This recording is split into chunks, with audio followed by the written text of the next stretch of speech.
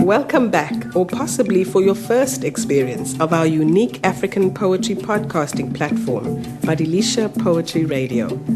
I am your guest presenter, Malika Ndlovu, and today's featured poet, Eric Otieno Rixpoet Mshairi from Nairobi, Kenya, offers us a piece entitled, Where Are the Men?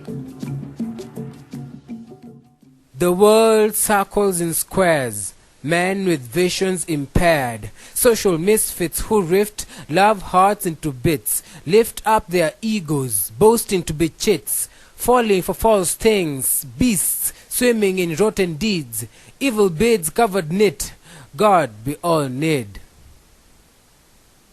Where are the men who purpose, who take offense in the tag bad as their soul and souls may lack colors, men who stand for the right matters, wouldn't kill just to make their bank accounts fatter, men who think before they flirt, way before they follow young skimpy skirts, confess the truth with no buts, love the women they call sluts, respect them for who they are, not salivating for their big butts.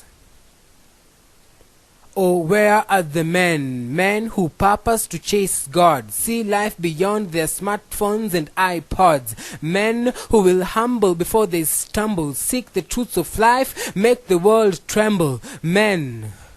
Where are the men who are just men, meant to relent, not to fret, no scared of the devil with his shallow threats? I wonder what will happen the day God takes away his breath. He wants his people back. So sad, the world has got us all stuck. This poet raises this charged question, where are the men? A male voice in protest against women abuse and sexism is always most welcomed. And this is a no-holds-barred declaration. It's an impassioned delivery, a strong message spoken with real conviction from this bold young man. His use of rhyme strengthens the meaning and structure of the poem.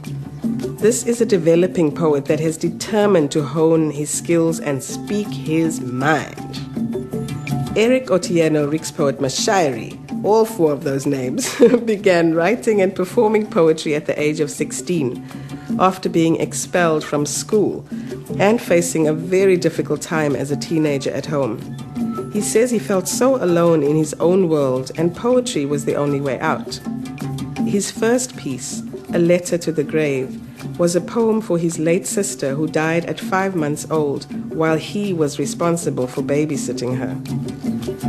On his return to high school, he began performing his pieces during school parades and even got paid by some of his fellow comrades to write poems for their girlfriends. How sweet is that? Performing at several shows in Nairobi, he opened up a world for himself.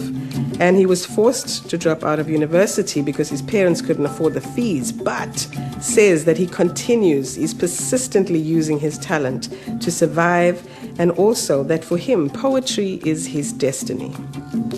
I trust that you've enjoyed this week's journey across the current Pan-African and diaspora literary landscape on Badilisha Poetry Radio.